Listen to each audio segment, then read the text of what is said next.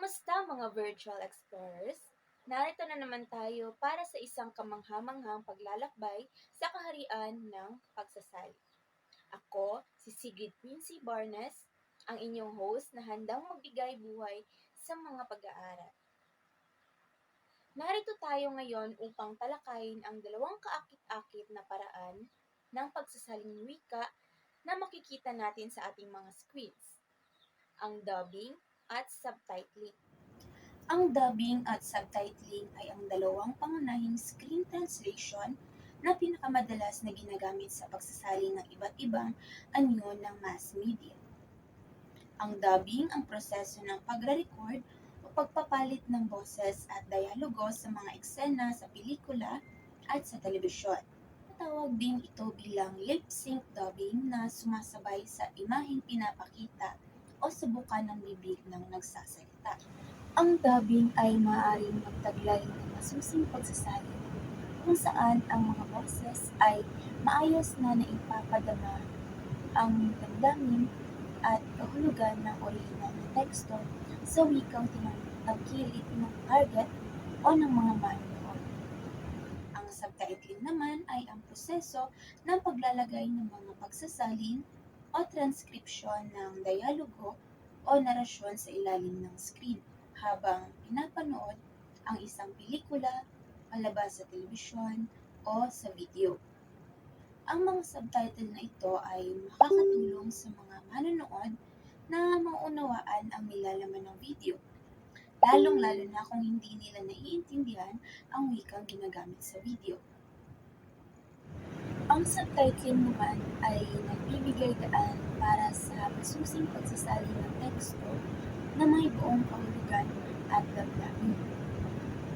Ang pagpili sa pagitan ng dubbing at subtitling ay umaasa sa layunin ng produksyon at ang pangangailangan ng target audience o mga manonood.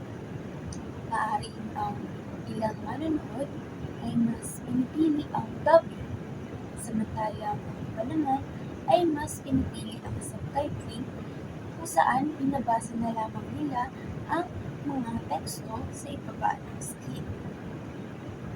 Dulot na Isang mapagpalang araw sa inyo lahat. Ngayon naman ay ating tatalakayin ng patungkol sa kasaysayan at industriya ng dubbing at subtitling. Dito natin malalaman kung ano nga ba ang mga naunang mga programa, mga palabas sa telebisyon at sa iba't ibang plataforma na gumagamit ng dubbing at subtitling.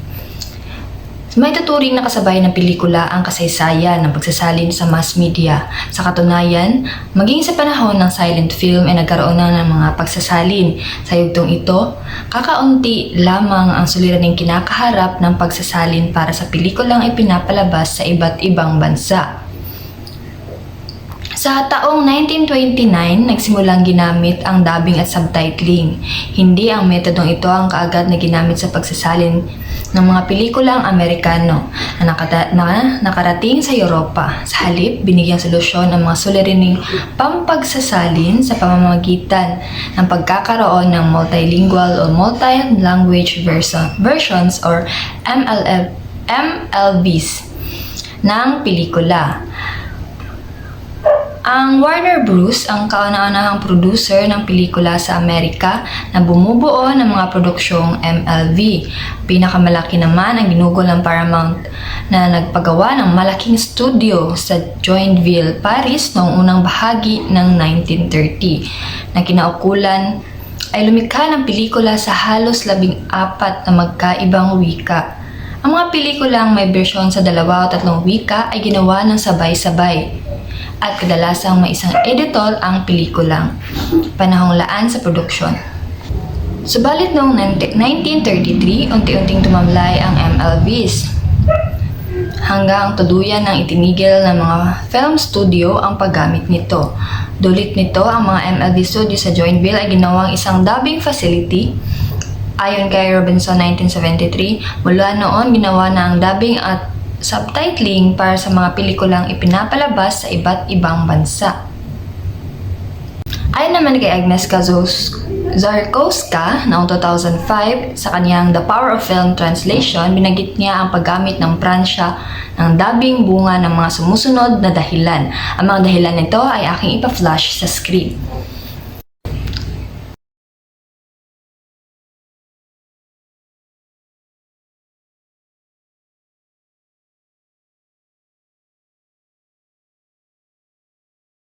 Tulad ng Pransya, naniniwala ang mga bansang Armenia, Italia at Espanya sa superioridad ng kani-kanilang wika na nagdudulot ng kanilang paggamit ng metodong dubbing. Ayon kay Miguel sa artikulong Read My Lips, Reevaluating Subtitling and Dubbing in Europe noong 1999. Kaugnay nito, partikular na sinasat ni M. Carmen Hill Ariza sa kanyang artikulong A Case Study, Spain as Dubbing Country noong 2004. Ang mga partikular na dahilan ng pagpili ng Espanya sa dubbing bilang paraan ng pagsasalin. Talo ang matingkad ng dahilan ang nasabing pagpili. Unang-una rito ay ang salik ekonomikal. Malinaw sa usaping ito ang kadalasang pinipili ng mga bansang may kakayahan na maglaan ng mas malaking budget sa produksyon ng dubbing bilang pamamaraan, samantalang subtitling naman ang ginawa ng mga bansang may limitadong salaping kung gugulin. Bukod pa rito sa mga bansang mababang antas ng pagkatuto, ang paggamit ng subtitle ay higit pang malilimita sa maaaring maging manonood. Sa ganitong sitwasyon, bagamat hindi na mura ang subtitling, hindi ito angkop gamitin sa isang bansang marami ang hirap o walang kakayahang magbasa. Pangalawa ay ang salik ideolohikal at kultural. Malaki ang papel na ginagampanan ng manonood sa anumang palabas sapagkat dito nakasalalay ang magiging kahinatnan sa takilya ng isang pelikula. Kaya naman, kung dubbing ang hinihingi ng mga manonood bunga ng kanilang kawalan ng kakayahang magbasa, nararapat itong sundin. Sa kaso ng Espanya, nasanay ang mga manonood sa dubbing at walang anumang produksyon ang susugal sa pagpili ng subtitling kung mangangahulugan ito ng pagbagsak ng bilang ng mga manonood. Mainam gamitin ang subtitling sa mga bansang bilingual sapagkat kapwa nagagamit ang mga pambansang wika.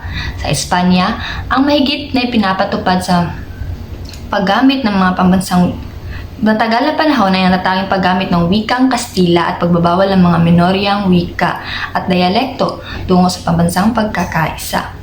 Ang panghuli ay ang salik politikal. Dumaan sa mahigpit na sensura sa pelikula ang Espanya na tanging ang wikang Kastila lamang ang pinahihintulutan sa mga produksyon. Bunga nito, nararapat lamang na hindi marinig o itago ang orihinal na dialogo ng mga pelikulang banyagang ipinapalabas sa Espanya. Matitingkad na yugto sa kasaysayan ng sensora sa Espanya ang taong 1937 kung kailan binuo ang tanggapan ng Junta Superior de Censura sa Sevilla at Salamanca at ang taong 1941 kung kailan nagkaroon ng mahigpit na kahingian para sa dubbing. Bunga ng mga makapangyarihang rehimen bago ang ikalawang digmaang pandaigdig, ang mga bansang Armenia at Italia na may dumaan din sa sapilitang paggamit ng kanilang wika sa pamamagitan ng dubbing.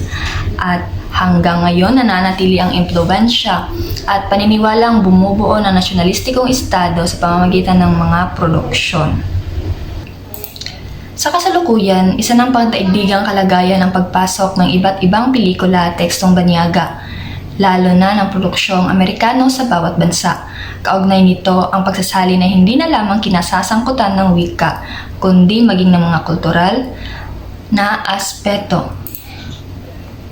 Ito ang panahon ng pagmamadalang multimedia at ng isang mundo kung saan ang mga manonood ay naggigiit ng karapatang makibahagi sa mga bagong teksto. Ito man ay pelikula, awitin o libro nang magkakasabay sa iba't ibang kultura. Sa pahayag ni Michael Cronin sa librong Translating Ireland noong 1996, ang globalisasyon ay nakaturo sa iisang direksyon ng Anglicization o dominasyon ng wikang Ingles. Ang kategoryang foreign film sa Oscar Awards kung saan nangangahulugan ang foreign ng anumang pelikulang walang wikang Ingles.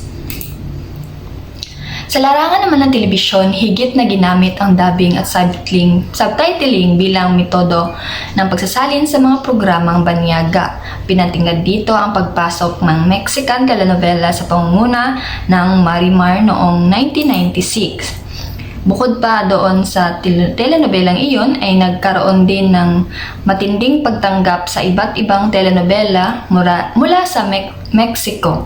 Isa na rito ang Barrio, Maria Mercedes, Rosalinda, Alicia, Camila, Chabelita, Monica Brava, Betty La Fia at iba pa. Ang bisa ng wika at pagsasalin sa mass media sa lipunang Pilipino, iminungkahi ni Sining Lumbera sa artikulong ang pagsasalin ng mga telenovela sa Pilipino taong 2005 ang mga sumusunod. Nararapat na mapagpatibay ang pamahalaan ng batas na nagsasaad na lahat ng gagamiting wika sa telebisyon ay nasa wikang Filipino. Lalong-lalo na kung ito'y sa mga programang pang-aliw, ang mga balita ay dapat rin na nasa wikang Filipino. Maglagay na lang ng subtitle sa Ingles kung talagang kailangan. Ang pagkakaroon ng standardisasyon sa gamit, baybay at panghihiram ng wikang banyaga sa lahat ng sangay ng pamahalaan. Pangatlo, kinakailangan ang pagtataas ng uri ng wikang ginagamit sa telebisyon dahil malaki ang impluwensya nito sa ang pagtatag ng isang board na siyang susuri sa wikang ginagamit ng mass media. Panglima, ang pagbibigay ng insentibo, pagsasanay, pagdaraos ng mga seminar o workshop para sa mga tagasalin ng mga TV network upang lalong mapag-usay ang sining ng pagsasalin. Gawing espesyalisasyon ang pagsasalin ng mga akademya upang ang wikang Filipino na ginagamit sa mass media ay maingat at maging intelektualisado. Pangpito at panghuli, magkaroon ng tuwirang paraan upang higit pang mapalaganap at mapayaman ang wikang pambansa. Kung patuloy na magpalabas ng ganitong mga programa na pantelebisyon, kung ito'y inaayon sa standardisado wikang ginagamit. Ang mga mungkahing ito ay naglalayong mapabuti at mapanatili ang kahalagahan ng wikang Filipino sa larawan ng mass media, na may layuning mapanatili ang identidad, kultura, at edukasyon ng bansa. Ang balanse at pagunlad ay mahalaga upang mapanatili ang pagkakakilanlan at pagunlad ng isang lipunan. Isang mapagpalang araw sa ating lahat. Ngayon, dumako tayo sa mga proseso ng dubbing. Sa dubbing, walang nagiging bakas ng pagsasanib dahil tanging ang mga dialogong nasa tunguhing lengguwahe lamang ang naririnig ng mga manonood. Gayunman, binibigyang pansin dito ang kaugnayan ng salin sa kilos ng bibig at sa mga di-verbal na palatandaan na ginagawa ng mga aktor. Ang unang proseso o ang unang hakbang ng dubbing ay ang tinatawag na registration. Ang mga mahahalagang impormasyon tungkol sa programang sasailalim sa dubbing ay isinusulat sa papel o inire-record sa disk. Ito ang unang hakbang ng dubbing kung saan inirecord ang mahahalagang impormasyon ng programang isasalin. Halimbawa dito, ang detalye ng titulo, karakter, at iba pang kritikal na impormasyon. Ikalawang hakbang naman sa dubbing ay ang tinatawag na verification of master and dialogue list. Dito naman pinapanood ang master videotape o ang programang isasalin sa videotape upang tingnan kung may pagkakamali ba sa dialogo. Ang producer ng original ang siyang nagbibigay ng post-production script. Sa madaling salita, ito ay ang pag-check ng master videotape o programa para tiyakin ang korektong dialogo. Halimbawa dito ay ang pagsusuri kung tumpak ang tinakdang salita ng mga tauhan. Ikatlong hakbang ay ang production of a time-coded working copy. Ito naman ay ang programa sa master tape ay kinokopya sa isang video cassette. Kung ang master tape ay may time code, tinatala ito sa ginagawang kopya. Kung wala naman, nagtitiyak at nagtatala na lamang ng time code sa kopya. Sa madaling salita, ito ay ang paggawa ng kopya ng master tape na may kasamang time code para sa pagtukoy ng oras ng bawat eksena o dialogo. Halimbawa dito ay ang pagkopya ng master tape sa isang video cassette na may time code. Ikaapat na hakbang ay tinatawag na spotting. Dito pinapanood ang time-coded video cassette at tinatala ang timecode ng simula at katapusan ng bawat pagbigkas sa dialogue list. Maaari ring itala ang galaw ng bibig sa pamamagitan ng mga simbolo. Sa madaling salita, ito ay ang pagsusuri sa time-coded copy at pagtala ng oras ng bawat pagbigkas sa dialogue list. Halimbawa dito ay ang pag-record ng oras kung kailan nagsisimula at natatapos ang bawat linya. Ikalimang hakbang naman ay ang raw translation. Dito naman isinusulat ang dialogue list sa tunguhang lingwahe nang wala o may pagsaalang-alang sa lalaw ng bibig. Sa madaling salita, isinasagawa dito ang pagsasalin ng dialogue list sa target language. Halimbawa dito ay ang pagsusulat ng orihinal na Ingles na dialogo sa Filipino. Ika-anim na hakbang ay ang adaptation. Dito naman inaaangkop ng tagasalin o manunulat ang salin sa buka ng bibig ng orihinal. Isinaalang-alang din dito ay ang intonasyon, galaw, at tindig ng tagapagsalita ng dialogo. Sa madaling salita, ito yung hakbang kung saan may pag-aangkop ng salin sa buka ng bibig ng orihinal na karakter kasama ang intonasyon at tindig. Halimbawa, ang pagsasalin ng comedic tone sa komedya. Kapitong hakbang ay ang tinatawag na casting. Dito naman, ang casting director ay magsasagawa ng audition upang piliin ang mga angkop na dubber. Ito yung pagpili ng tamang dubber para sa bawat karakter. Halimbawa dito, ang pag-audition at pagpili ng nararapat na boses para sa protagonista. Pagkatapos ng casting, kapag nakapili na ng mga taong sasali sa dubbing, dito na papasok ang ika-8 hakbang na tinatawag na recording. Sa recording, binubuo ito ng 5 gawain. Una, pagpapalabas ng programa o pagpapanood ng programa sa mga napiling dubber.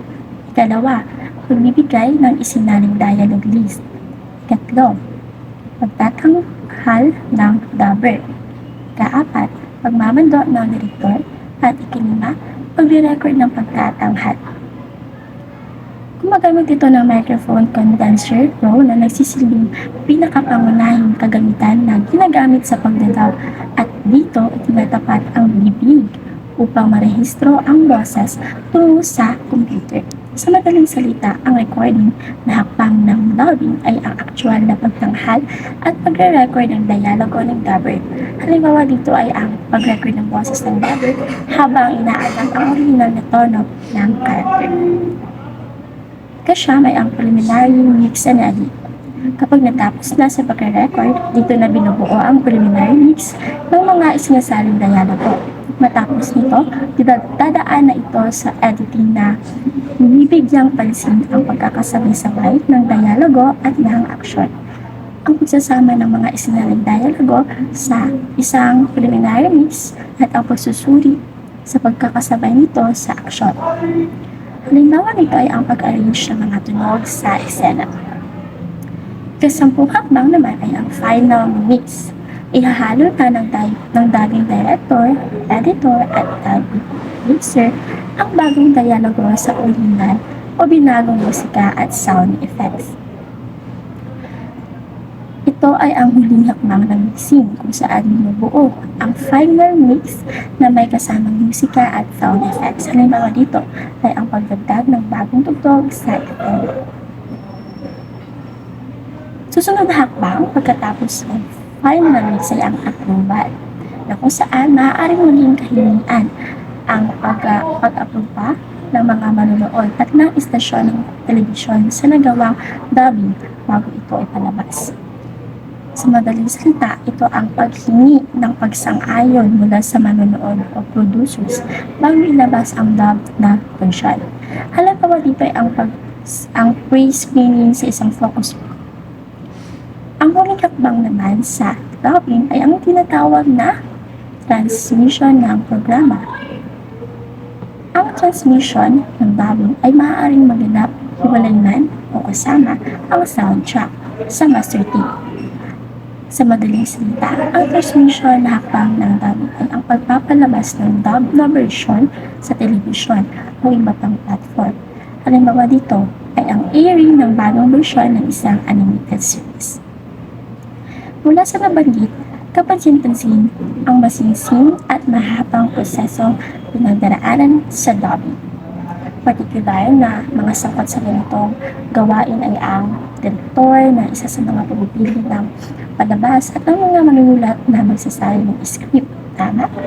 At nagbibigay ng pangbukas na evaluasyon sa malilikhang salin. Mga taga-salin din ay na naglalapat ng tamang salita pati sa pagbubuka ng bibig, damdamin, ekspresyon, ng mukha at kilos ng mga tauhan ay kasali din sa mga sangkot sa gawain ito. Kasali din dito ang mga dubber na nagbibigay buhay sa mga tauhan sa wikang batid ng mga manonood. Tinatayang hindi bababa sa 2 araw at hindi lalagpas sa 3 hanggang 4 na linggo ang proseso ng dubbing. Ang kabuuang tagal ng dubbing ay dulot na rin ng nakalaang schedule, publikadong script at hinihinging kalidad ng salin at dubbing. Yun lamang para sa mga proseso o hakbang na kinakailangan sa dubbing. Ako po si Jimmy Roma, ang inyong tagapag-ulat para sa bahagi nito. Magandang araw sa inyong lahat. Ako nga pala si Binibining Princess Flora G. Villabelle at sa puntong ito ay tatalakayin ko ang patungkol sa proseso ng subtitling. Kanina ay nalaman na ninyo ang kahulugan ng subtitling, ngayon naman ay dumako na tayo sa mga proseso nito. Una sa proseso ng subtitling ay ang registration. Ang mahalagang impormasyon tungkol sa programang bibigyan ng subtitle ay itinatala sa isang identity card o sa computer. Ang registration o paggawa ng identity card ay isang mahalagang bahagi ng proseso ng subtitling. Ito ay nangangahulugang pagsasalin ng mga mahahalagang impormasyon tungkol sa video o programa na bibigyan ng subtitle. Karaniwang ito ang mga technical na aspeto tulad ng video frame, rate, resolution at mga espesyal na marka sa oras na tinatawag na time code. Ang mga impormasyong ito ay mahalaga upang tiyakin ang mga subtitle ay tamang-tama sa oras at makakabagay sa video. Isa sa halimbawa, kung ang isang pelikula ay mayroong frame rate na 24 frames per seconds, ito ay isang mahalagang impormasyon na dapat isama sa identity card. Kung hindi ito naitala ng tama, maaari magkaroon ng hindi pagkakasundo sa oras ng subtitle at maaari hindi ito magmukhang maayos kapag ito ay inilalabas kasama ng video. Sa pamamagitan ng tamang registration, mas nagiging epektibo at maayos ang proseso ng subtitling na nagresulta sa mas magandang karanasan para sa mga manonood. Pangalawang proseso ng subtitling ay ang verification of master and dialogue list.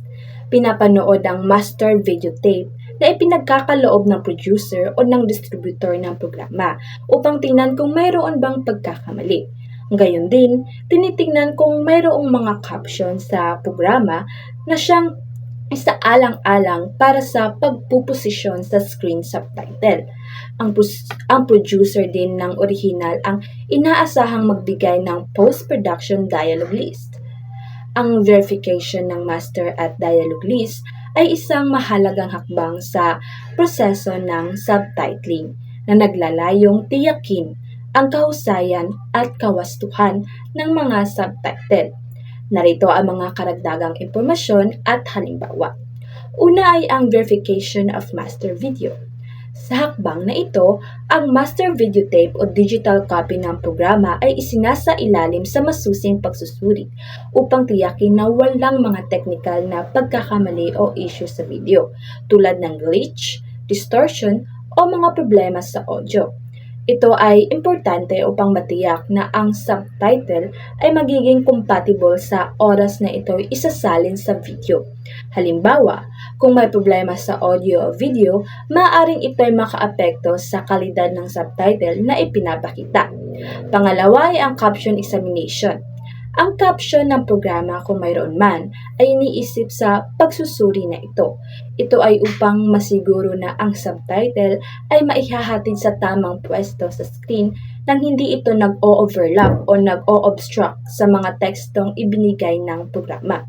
Halimbawa, kung mayroong mga caption sa ibaba ng screen, dapat itong isaalang-alang sa pagkakaroon ng subtitle sa itaas nito o sa ibang tamang lugar sa screen. Pangatlo ay ang post-production dialogue list. Ang dialogue list ay isang listahan ng mga dialogo o teksto mula sa orihinal na wika ng programa na kailangang isalin sa mga subtitle. Ang producer o distributor ng orihinal na programa ang inaasahan na magbibigay nito ng mga tagasalin. Ang dialogue list ay nagbibigay ng pangunahing sanggunian para sa mga subtitle na isasalin, na nagbibigay daan sa mga tagasalin na malaman kung paano ito gagamitin sa tamang oras at lugar sa video.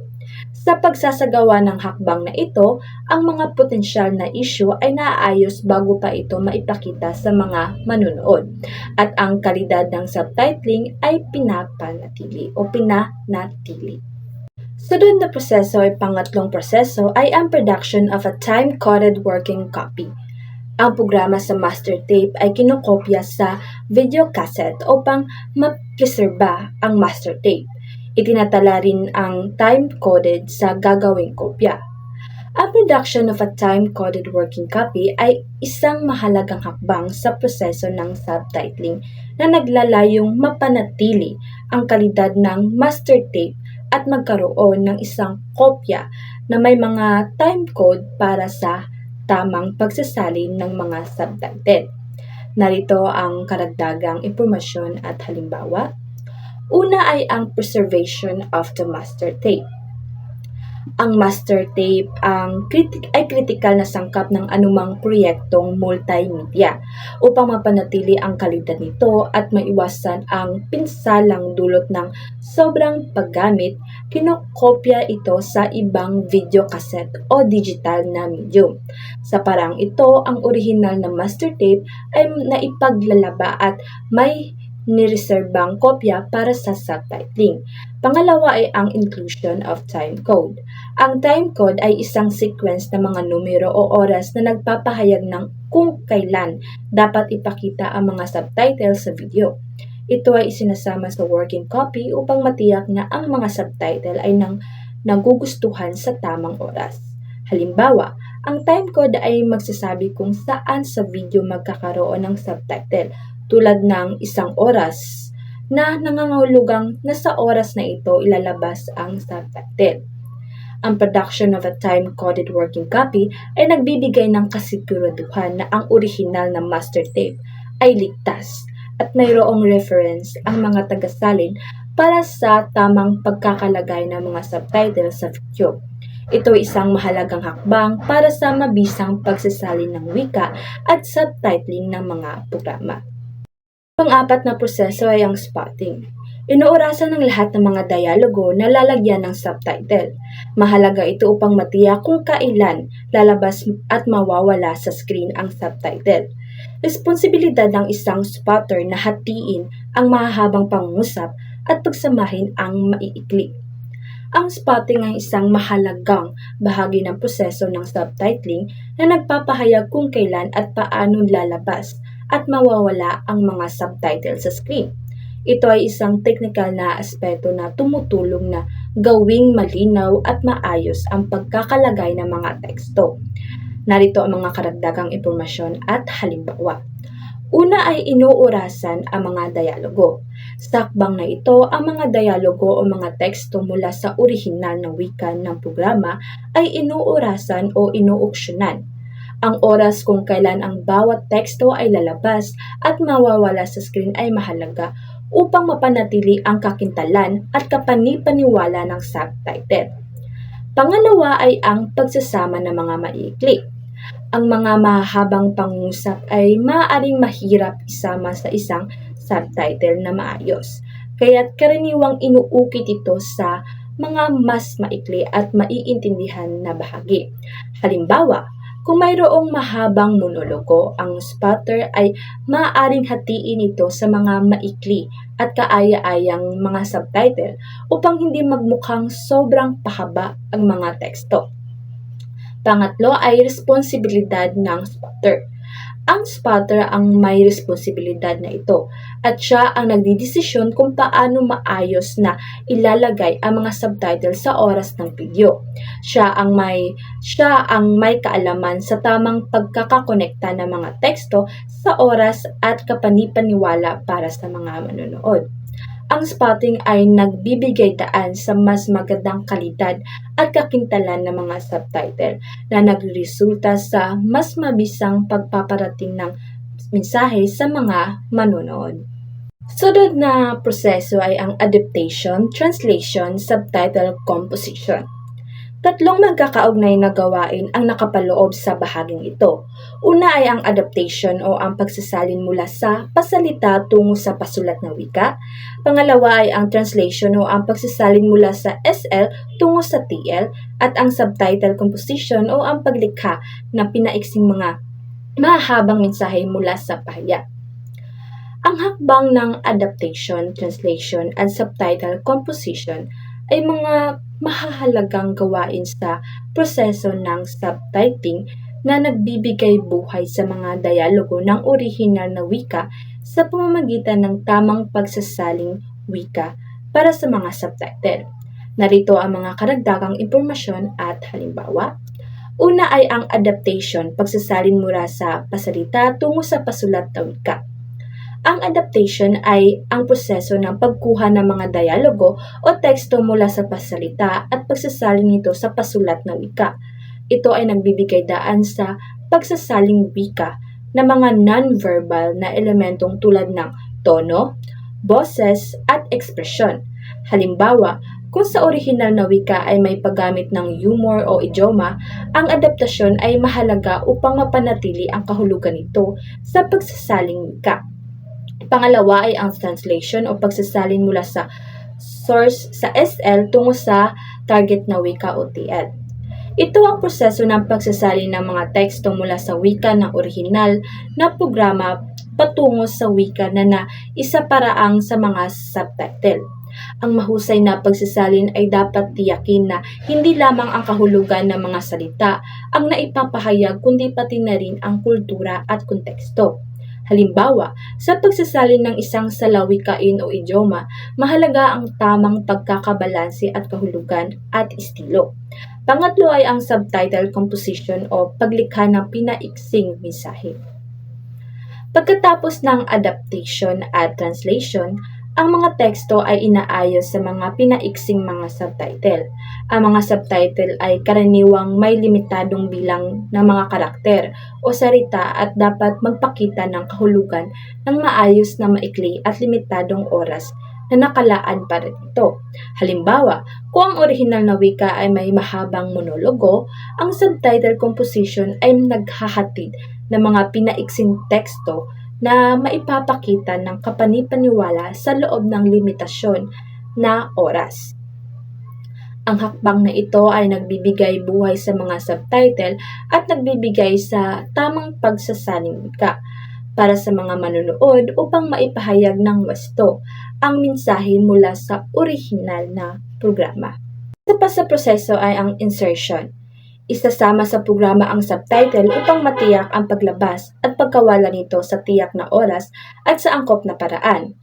Ang hakbang na insertion ay ang proseso kung saan isinasama ang mga subtitle sa oras na tamang lalabas at mawawala sa video upang mapanatili ang kalidad at kapanipaniwala ng subtitling. Narito ang mga karagdagang impormasyon at halimbawa. Una ay ang pag-aayos ng timing. Ang mga subtitle ay isinasaayos sa tamang oras gamit ang timecode na itinakda noong hakbang ng spotting. Ito ay upang siguraduhin na mga teksto ay lilitaw at mawawala sa screen sa tamang oras at ito ay maihahayag ng tama sa eksaktong sandali sa video. Pangalawa ay ang pagsasaayos ng estilo. Sa hakbang na ito, ang mga subtitle ay isinasama sa video ng may kaukulang estilo. Ito ay maaaring kasamang pagpili ng tamang font, kulay at format upang ang mga teksto ay maging madali at kapani-paniwala sa mga manonood. Halimbawa, ang mga subtitle para sa isang drama ay maaaring may mas maikli at simple na estilo kaysa sa mga subtitle para sa isang action movie. Pangatlo ay ang tamang posisyon sa script. Ang insertion ay nagbibigay daan sa tamang pagkakalagay ng mga subtitle sa screen. Ito ay isinasagawa ng may wasto nang hindi ito nag-o-overlap sa ibang elemento ng video at ito'y nasa pwesto kung saan ito'y madaling mabasa ng mga manonood. Halimbawa, kung ang subtitle ay nasa ibaba ng screen, ito ay isinasaayos ng hindi nagiging hadlang sa mga captions o iba pang elementong visual. Ang insertion ay isang critical na hakbang na sa subtitling upang tiyakin na ang mga subtitle ay magiging epektibo at hindi makakaabala sa mga manonood. Habang nanonood ng video, ito ay nagbibigay daan sa tamang pagkakarating ng mensahe sa mga manonood sa kanilang wika ng pag-ikot. Sunod na proseso ay ang review correction. Panonoorin ang programang may subtitle upang tingnan muli kung may pagkakamali sa oras at teksto. Sa ilang pagkakataon, nagkakaroon ng linguistic editor na siyang nag-aayos ng subtitle. Ang hakbang ng review at correction ay isang mahalagang bahagi ng proseso ng subtitling upang tiyakin ang kalidad at kawastuhan ng mga subtitle bago ito inilalabas sa mga manonood. Para sa mga karagdagang impormasyon at halimbawa, una ay ang panonood ng programa. Sa hakbang na ito, ang programang may subtitle ay nilalabas at ito'y pinapanood upang tiyakin na ang mga teksto ay naglalabas at nawawala sa tamang oras, at ang estilo ng subtitle ay tama para sa konteksto ng video. Pangalawa ay ang pagtukoy ng mga pagkakamali. Ang mga pagkakamali tulad ng maling oras, typo o hindi tama na pagsasaling wika ay tinitingnan at tinutukoy. Ito ay nagbibigay daan sa pagtutugma o koreksyon ng mga error bago ito inilalabas sa manonood. Pangatlo ay ang linguistikong editor. Sa ilang kaso, isang linguistikong editor ang maaaring mga sigwa sa hakbang na ito. Ang editor ay may kakayahan sa wika at pagsasaling wika at siya ang nag-aayos ng mga subtitle upang maging tama at kapani-paniwala. Halimbawa, kung may grammatical error o maling pagsasalin, ang linguistikong editor ay nag-aayos ito o siya ang nag-aayos. Halimbawa ng mga pagkakamali na maaaring matukoy sa hakbang na ito ay ang maling pagsasaling wika na nagdudulot ng maling kahulugan. Paminsan-minsan, ang mga pagkakamali sa oras o pagkakabalanse ng mga subtitle sa screen.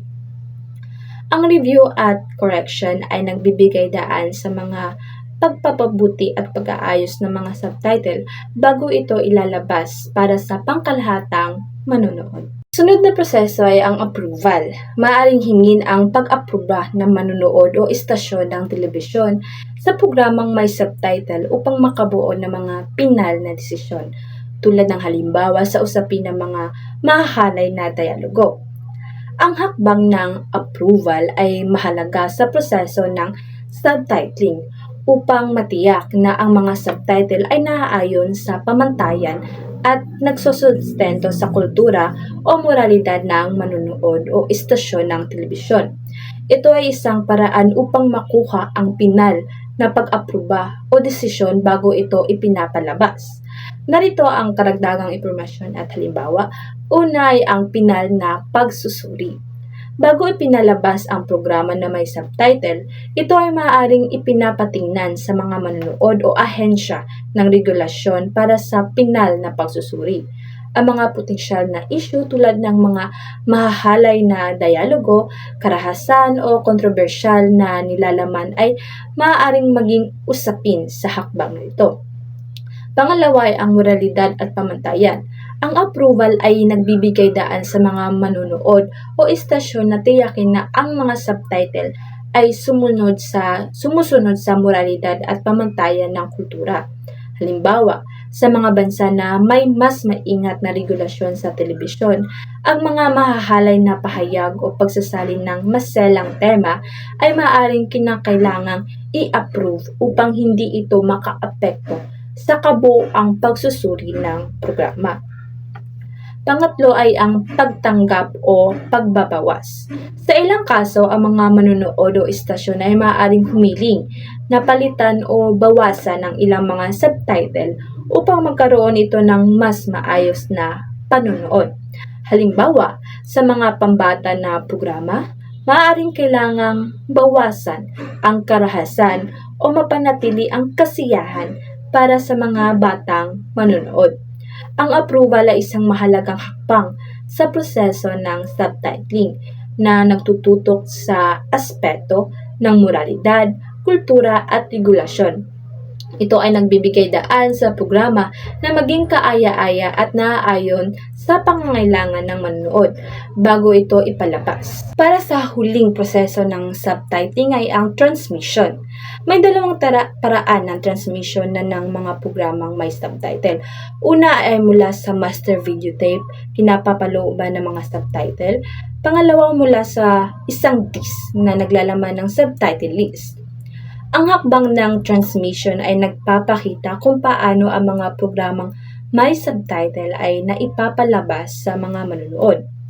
Para sa karagdagang impormasyon at halimbawa ay para sa dalawang paraan ng transmission.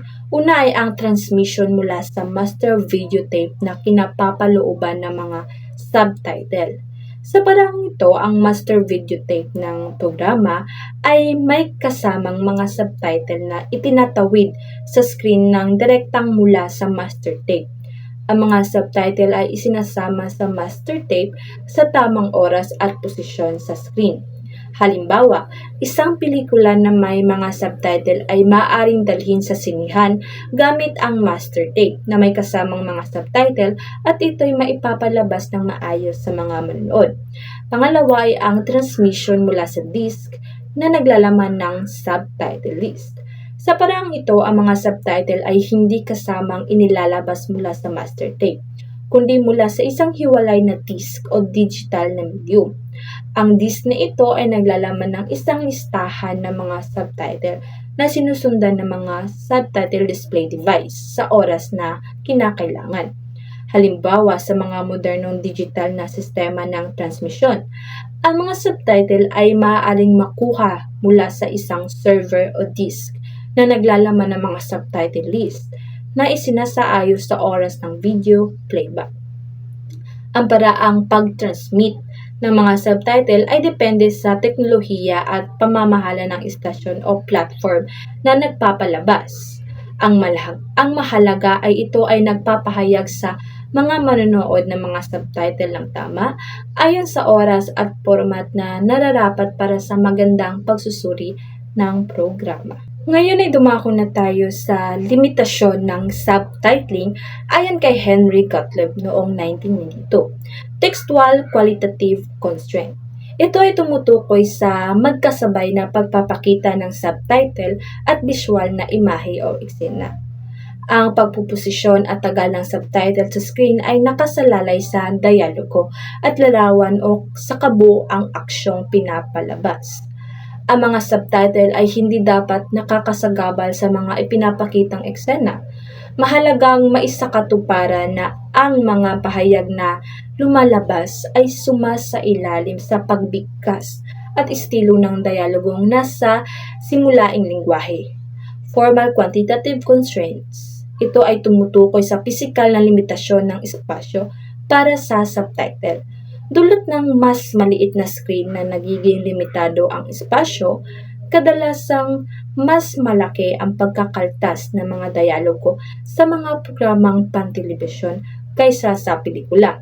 Ginagawa rin ang pagpapaikli ng subtitle dulot naman ng mas mabagal na pagbasa sa mga ito ng mga manunood kumpara sa pagbitaw ng mga dialogo sa eksena ng palabas. May talakay na namin ang tungkol sa katutulan, kasaysayan at proseso ng dubbing at subtitling. Ngayon, dumako naman tayo sa pagkakaiba ng dalawang ito.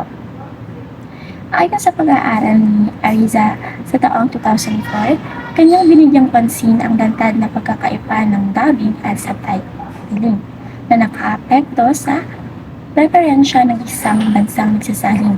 Sinabi niya dito na itinatago ng dubbing ang orihinal na wika at lumilikha ng ilusyon ng panonood ng isang orihinal na pelikula. Samantalang ang ginagawang malay ng subtitling ang mga manonood sa orihinal na kulturang pinapakita sa obra. Samantalang higit na angkop ang subtitling para sa nagnanais magpunto ng banyagang wika at kultura. Ang mga manonood na pinipili ang dubbing ay nasasanay naman sa kawalan ng ideya sa kontradiksyong nagaganap sa pagitan ng sarili at ng banyagang kultura. Kaugnay nito, maaaring sabihin mas autentiko ang subtitling dulot ng hindi nito pagtatakip sa orihinal na tunog at dialogo. Bukod pa sa mas mabilis at mas mura ang parang ito kumpara sa dubbing. Gayunman, sa pananaw ng mga manonood, higit na nangangailangan ito ng kognitibong kasanayan, kagaya ng pagbabasa. Sa kabilang banda, ang dubbing naman ay kinapapalooban ng mas kakaunting pagpapaikli ng mga mensahe at ng kognitibong kasanayan, bagamat isa itong matagal at magastos na proseso. Ang ginagamit na makrong kasanayan dito ay ang pakikinig. Higit na nilinaw ni SARS-CoV-1 noong 2005 ang partikular na katangian at hindi nakapaloob sa dalawang metodo sa pagtatampok sa dubbing bilang anyo ng domestication at ang subtitling bilang anyo ng foreignization. Kanyang ipinaliwanag ang mga anong ito.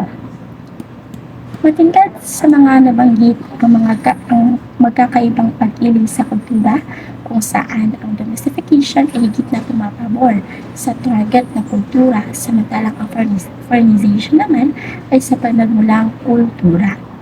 Mula rito, nakikita ang dubbing bilang anyo ng domestication dahil una, ang mga programang pantelebisyon at pelikulang naitaw ay lumilitaw sa mga manonood bilang mga bagong produksyon. Sa pamamagitan ng dubbing, natatapos ang pagiging banyaga ng isang palabas sapagkat napakikinggan ito sa wika ng target na manonood. Kalawa, nakikita ang dubbing bilang paggigiit sa kadakilaan ng pambansang wika at ang di matitinag nitong kapangyarihang politikal, ekonomikal at kultural sa loob ng isang bansa, ayon kay Dana noong 1991. Sa pamamagitan ng mga patakaran na pagtibay ng mga pamahalaan ang estandardisasyon ng pambansang wika na kadalasang humahantong sa pagbabawal ng mga minoryang wika at dialekto. Sa lahat ng pagsasalin sa mass media, ang dubbing ang ganap na nakikialam sa estruktura ng orihinal tulad ng pagpapalit sa pangalan ng mga tauhan, lugar at iba pa. Ito ang dahilan kung bakit pinagdududahan ng mga kritiko ang autentisidad nito.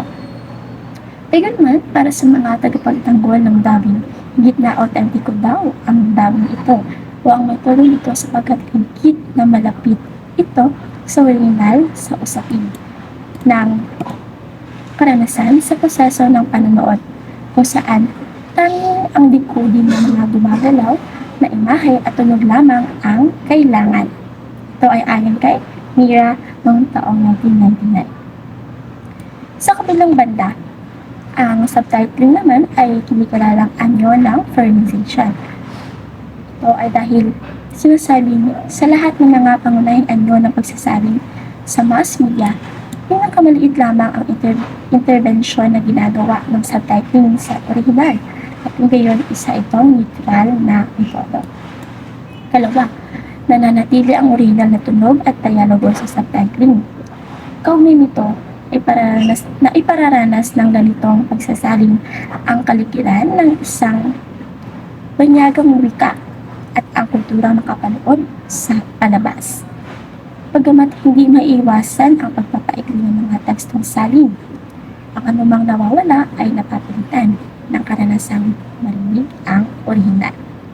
Sa ganitong paraan, nananatiling malay ang mga target na manonood sa pagiging banyaga ng isang produksyon. Ang fernization, kung alam nyo, ito ay ang mapapalawig pa sa katangian nitong magpalit ng medium ng pagpapadala ng mensahe mula sa pagbigkas tungo sa pasulat na pamamaraan. Kaya naman ito ang ininarawan para sa subtitling. Ito rin ang dahilan kung bakit higit na nangangailangan ng atensyon sa manonood ang isang produksyong gumagamit ng subtitles kaysa naman sa dubbing. Para sa'yo, dubbing o subtitling? Kung tanong kog movie, mas prefer na ko gamiton ang dubbing kay unlike sa subtitles kay kanang sige na kag-focus og tan-aw sa kung unsang conversation sa mga characters dito. Unlike kung dubbing imong gamiton, mas maka-focus ka sa facial expressions o sa emotions nga gina-portray sa mga characters or artista. Kung ako matanaw ko og salida, mas prefer na ko nga magtanaw og subtitle kay sa subtitle magud kay mas madungagan ako ang knowledge about sa English, and then sa lahi jud siya sa dubbing kay kung sa dubbing manggod kay malahi jud ang emotion sa original nga scene.